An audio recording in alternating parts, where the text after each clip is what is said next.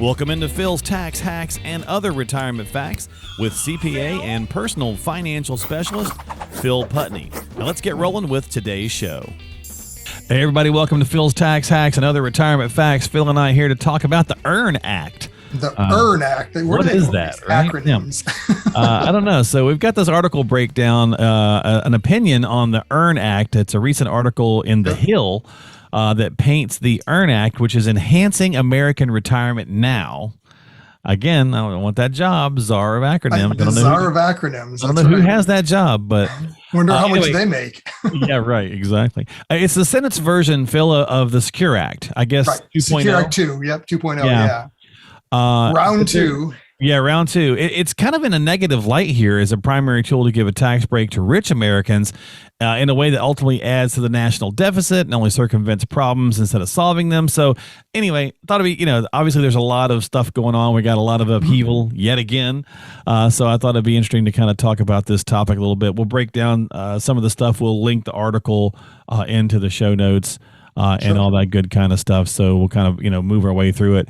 So the main focus of the EARN Act is pushing the RMDs back to 75. That's the first thing I wanted to talk through. We know it went to 72, right, from the Secure Act. From the Secure Act, yep. Yeah, so it's going to go to 75. So as a planner, and somebody who does this every day, 3 extra years of tax-free growth. I mean, at first that sounds pretty good. Mm-hmm. How do you think people are going to respond to this? What's your thoughts about responding to this? Do you see it as being beneficial? Yeah, I mean, in our scenario, I think it'd be significantly beneficial for the clients we work with because we do a lot of conversions. Okay. All right. And not that you can't do conversions after required minimum distributions start, that RMD age.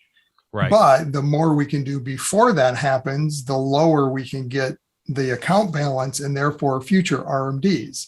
Okay. And if you're forced to take a required minimum distributions, you're not able to do a Roth conversion with that money. If the IRS forces you to take it out, you can do one of two things. You either spend it, or if you don't, after paying taxes, you save it. And that money that gets saved has to go into what's called a taxable or a non-qualified type of an investment. Mm-hmm. Yeah. So the future interest, dividends, capital gains on that money are then taxed. Gotcha. So yeah, from our standpoint, the clients we work with, I see it as being beneficial. It would give us another 3 years, that we could push out, right, and do a larger RMD, or a larger conversion, because we're not having to take into account an RMD as income in that year. So the negative pushback is that many Americans have to start accessing accounts before they get to this age, right? Because of improper planning or whatever the case is, and so it kind of adds to that narrative that it's really another effect. It's another thing for the wealthy only. I don't know. I feel that's kind of a mixed slate there a little bit. Yeah, I think it definitely will benefit them more than it would somebody that hasn't accumulated as much, right? I mean, if you don't have more than enough saved, mm-hmm. right? If you're just going to kind of squeak by in retirement, this is not going to benefit you, because chances are, to the article's point, you're probably going to be accessing those accounts much sooner than 75. Greater than the RMD amount even, and much sooner than 75 anyways. Yeah. But did it hurt them? No. I mean, it didn't really I guess it's them at all. It's a useful tool. Yeah. So if it's not, I think sometimes we just look for reasons to complain in places where we just exactly. That seems if anything, it's like the government's just delaying how long before they get the money. Now, granted, the money they're getting is now greater. I guess that's the point, right? So when they collect the tax revenue, it could be higher accounts, which means more tax revenue, but they are delaying getting it. So and I'm assuming with this version, they won't update the RMD tables. I mean, the last time around, the Secure Act, when they put that through, they actually updated the tables.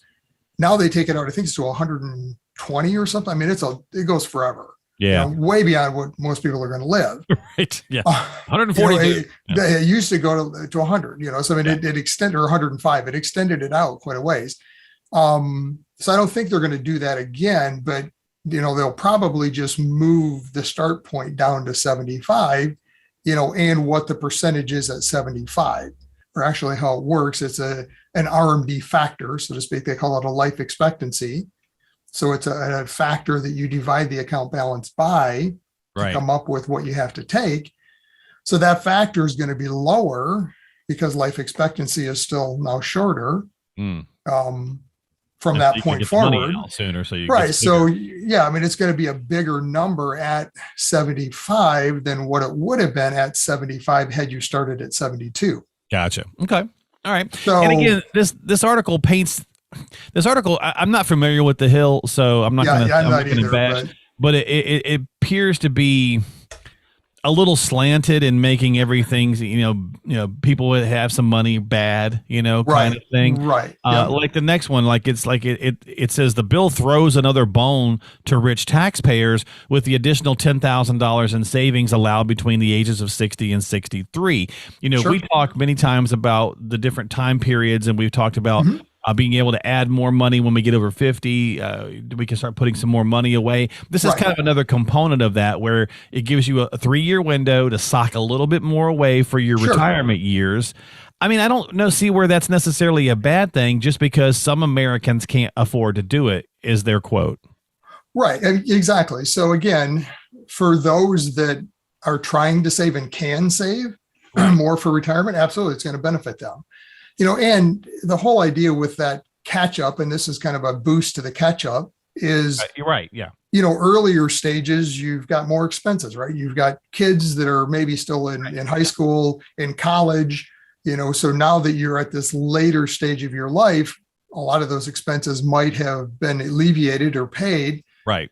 So now you're at a stage in probably a higher point in your salary career. You can afford to put more away. So it's a way of catching up. I mean, that's kind of their intention here. I think so too. Yeah. And I know we talked about catch-up contributions. Right. Maybe you had kids later in life. You can start these at catch-up contributions at 50, but maybe it's 53 or 4 or 5 before you've got all that stuff off your table. So this does just kind of give you a couple extra years to throw some extra, ducats in there. Right. And this is even later than that. So this doesn't start till 60, and it's only for 3 years. So again, it's not a huge, it's 30,000. Yeah, right. Exactly. So I mean, it's something. Absolutely. Let's do it. If they put it through and you can do it, then do it. We've gotten to this place where we penalize people for being able to do something and or villainize them because they can do something and someone else can't. I mean, that's just life in general. Like, I can't pole vault, but I'm not gonna, but I'm not going to demonize pole vaulters. It's a very strange concept that we find ourselves in recently, where everything is, if it doesn't work for everyone, it's automatically bad. And I just don't understand that philosophy. I don't either, especially in America. I mean, everyone wants to come to America because it's that land of opportunity where if you want to put the effort in and do it, you can do it. Yeah. There's really nothing holding you back. The article also takes a very negative view of Roth IRAs. Obviously, last several years, people have been Roth converting like crazy or putting money into Roths. And it includes a quote from a senior fellow named Stephen Rosenthal at the Tax Policy Center, a little bit of a left-leaning Washington think tank, saying, "I've seen every gimmick in the book, and Roth IRAs are the worst." It's a very interesting take. I'm trying to figure out where the negative is on this. We have a few tools that we're taught to use, right? We're taught to put money in the 401k or traditional IRA. So then they come along with the Roth in the 90s, I think, Phil, right? Yeah. When it started. Yeah, early 90s they started. And, you could pay the taxes now and get the tax. I'm just trying to figure out where the demonization is. It's all about education and understanding and choice, right? You get to pay taxes now or later. And that's really what it comes down to. It's pay me now or pay me later. You get to pick. That's a good thing. So that's good. I don't understand why it's bad. Right. Unless, again, it's typically something that I don't want to call them wealthy, because the ultra wealthy, they're probably not even looking at Roths or other vehicles. Well, there's a wage limit, right? I mean, there's the limit. Well, when you get to contributions and there's exactly, earning limits. So I don't quite understand the whole. It seems like demonization of the Roth. To me, it's a great tool. and it that fits more most people should be taking advantage of. Absolutely. Especially, Exactly. I mean, those lower income, it might make sense for them It's a great tool. to Yeah. contribute to that versus a traditional, or at least a combination, Right. because you then have some balance of, different types of accounts, taxable, tax deferred, tax free.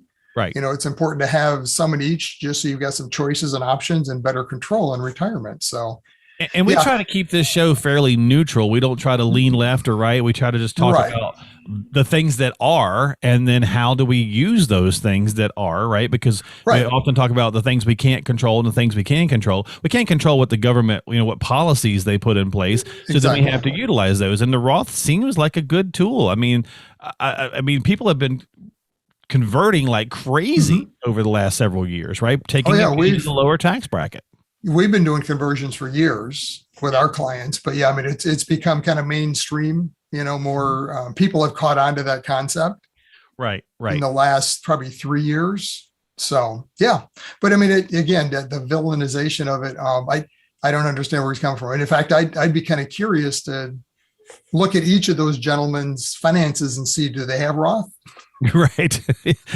or do they make too much? It's a bad thing. It's a bad thing, but don't pay attention to where my money's at. So, or do they have other tax-free type of investments? Yeah. I mean, at the end of the day, that's what it is. It's a tax-free type of an investment from a growth standpoint. So, could you make the argument that you're paying the taxes now? You go do a Roth, you're paying the taxes now. That's the point, right, folks? Right. That you could make the argument that, yes, one day in the future, the government changes the rules, and now when you take the money out of that Roth IRA account, they're going to tax you again. Could they? Absolutely. Right. Yep. They can change the rules of the game, right? So it is definitely possible. But as it stands, it's a good option for, taking advantage of the tax brackets you're in now, because we do feel as though most people feel, I think, rational people feel as though taxes will be higher in the future. I mean, at some point, I think they're going to go up. So, and to the point of changing the rules, I mean, could they do that? Absolutely. I mean, it's, I call them the 800-pound gorilla, right? They can do what they want. They can do what they want. Not the IRS, but, Congress, you get an administration, Senate together. I mean, they can come through and push a law through to change whatever, as long as it passes both houses. So, but you have to look back historically. Have they ever done that? And the answer is no.